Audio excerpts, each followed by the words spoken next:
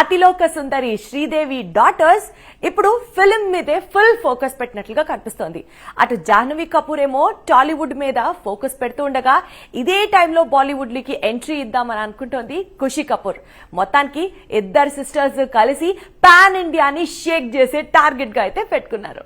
శ్రీదేవి రెండో కూతురు ఖుషీ కపూర్ హీరోయిన్ గా బిజీ అవుతోంది.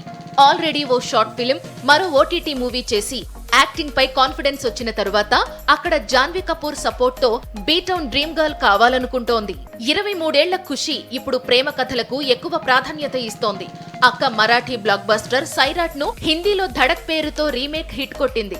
బాలీవుడ్ కు గ్రాండ్ డెబ్యూ ఇచ్చింది. ఇప్పుడు చెల్లి కూడా టాలీవుడ్ సూపర్ హిట్ ఉప్పెన హిందీ రీమేక్ లో నటించి బాలీవుడ్ బేబమ్మ కావాలనుకుంటోంది. పైగా ఈ చిత్రాన్ని బోనీ కపూర్ నిర్మించేందుకు ఆసక్తి చూపించడం మరో విశేషం. జాహ్నవి కపూర్ ఇప్పుడు పూర్తిగా సౌత్ మార్కెట్ పై ఫోకస్ పెట్టింది. ముఖ్యంగా టాలీవుడ్ సినిమాలతో బిజీగా ఉంది. ఫ్యూచర్ లో కోలీవుడ్ లోనూ మూవీస్ చేయాలనుకుంటోంది. ఈ దశలో చెల్లిని బాలీవుడ్ లో ప్రమోట్ చేయాలనుకుంటోంది.